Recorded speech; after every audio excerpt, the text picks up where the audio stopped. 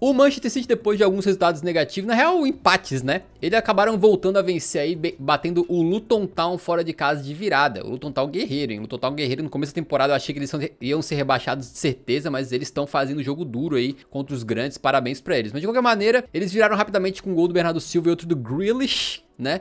E aí acabaram conseguindo mais uma vitória aí. Eles ficaram 4 jogos sem vencer e caíram de primeiro para quarto lugar na Premier League. No meio da semana, eles foram patrolados pelo Aston Villa, beleza? Foi um jogo aí em que nunca o City do Guardiola tinha enfrentado um time que chutou tantas vezes contra eles. Nunca um time o City do Guardiola tinha perdido a posse de bola no terço final tantas vezes, no caso da defesa, né? Tantas vezes quanto contra o Aston Villa.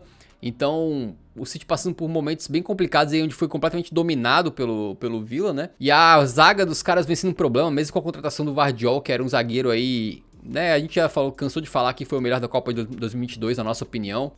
E agora os caras conseguiram voltar a vencer com o Rodri, né? Sem o Rodri eles só perdem, e com o Rodri eles estão invictos nos últimos 43 jogos, tem um impacto absurdo que esse jogador faz em campo, mas é um City que realmente não é aquele rolo compressor, o tubarão que a gente imaginava no começo da temporada, né?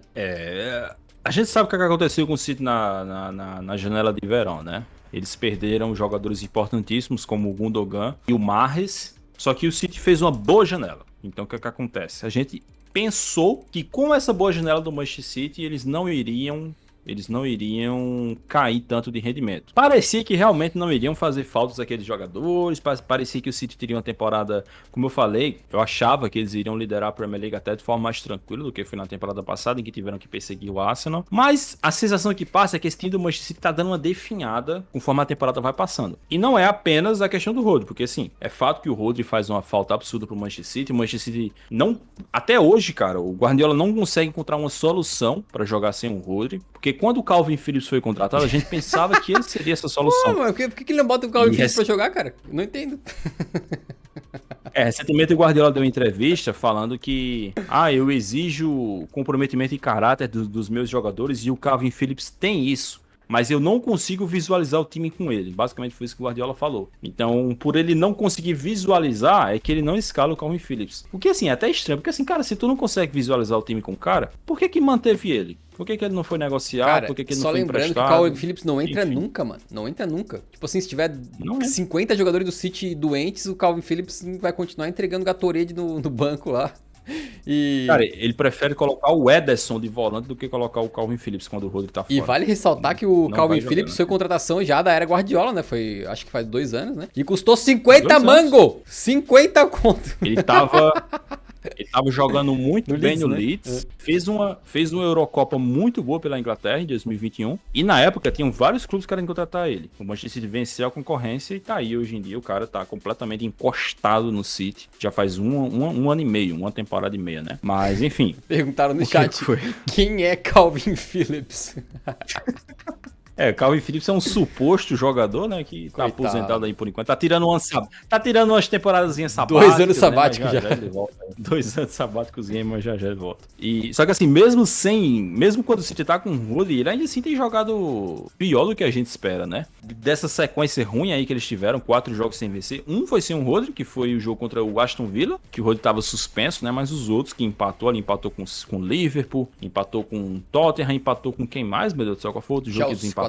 O Chelsea, esses aí o Rodri estava em campo e mesmo assim eles não conseguiram vencer. Então o City que não é seguro, não passa a mesma segurança que passava na temporada passada. E uma coisa que tem chamado bastante atenção, que eu tenho visto, eu acompanho vários torcedores do Manchester City, e eles têm reclamado bastante que o Guardiola não escala o Vardiol na zaga. O Guardiola tem escalado muito mais o Vardiol como lateral esquerdo, que era uma coisa que assim, a gente já previa. Quando o Manchester City contratou o Vardiol, se você pegar os Eurocasts lá da época da janela, a gente falou, cara, tá a cara que o Guardiola vai usar ele como lateral esquerdo. Porque o Guardiola já tá nessa de pegar zagueiros e colocar na lateral esquerda nas laterais desde a temporada passada. Então, por exemplo, na temporada passada, muitas partidas a gente via ele usando o Akanji como lateral direito e o Ake como lateral esquerdo, que são 2 zagueiros de origem. Então, tava um pouco previsível que ele ia fazer a mesma coisa com o Vardiol, e ele tem feito. Ele até jogou alguns jogos ali como zagueiro, mas a maioria tem sido como lateral esquerdo. E aí a defesa do Manchester City nessa temporada tá bem mais insegura do que estava na temporada passada. E poderia até ser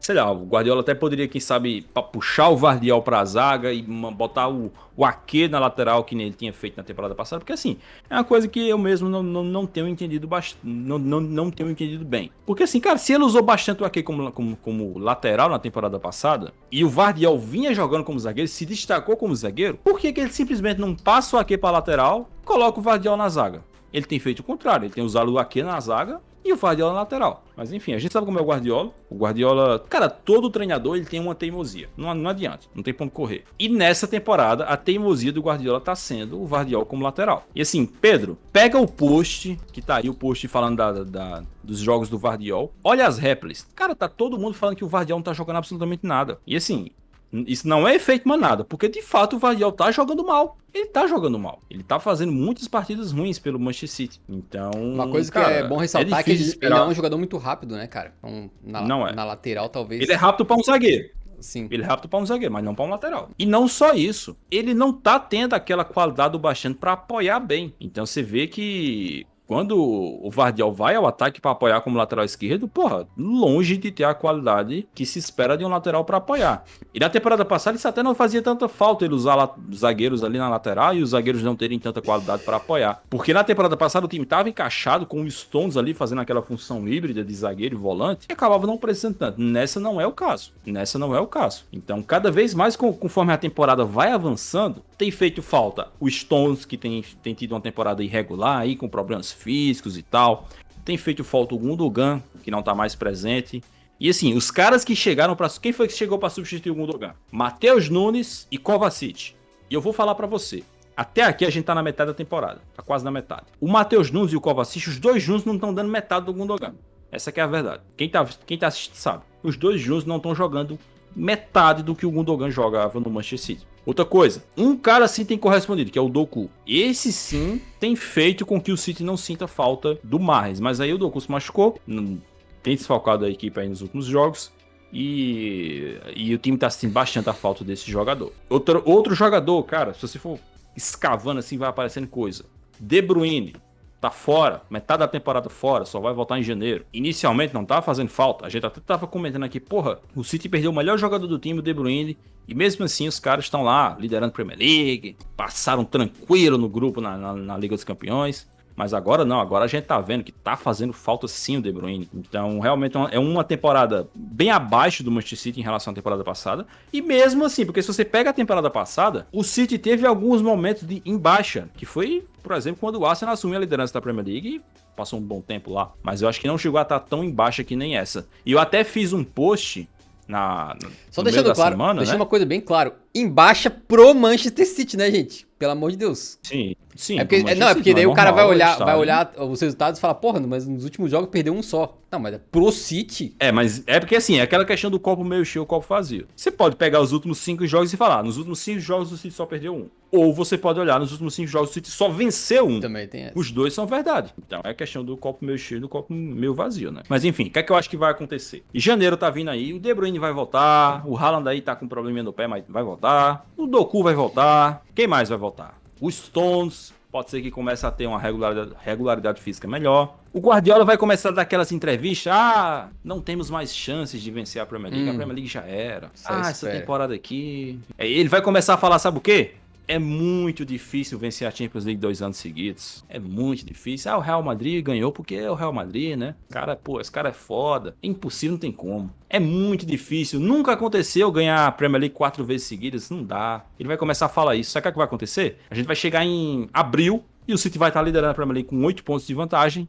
E vai estar na semifinal da Champions. É isso que vai acontecer. Então vamos esperar aí, mas até aqui tem sido uma temporada esquisita, pra dizer o mínimo, né, do Manchester City. A gente já viu momentos que o City, na reta final, quando o bagulho começa a ferver mesmo, eles começam a engrenar, mete 10 vitórias seguidas, 12, e aí as coisas viram, né? De qualquer maneira, esse negócio do Rodri é muito chocante, cara. Quando tu vê, assim, o histórico de jogos do Rodri, né? Literalmente, o único jogo que o Rodri jogou e perdeu foi a abertura da temporada na Supercopa da Inglaterra contra o Arsenal, né? E que ainda foi aquela derrota nos pênaltis. Foi um empate, né? Foi derrota nos pênaltis, né? Fora isso, literalmente todos os jogos da temporada ele ganha ou empata. Aí os que ele não joga, suspenso contra o Newcastle, perderam. Suspenso contra o Wolverhampton, perderam.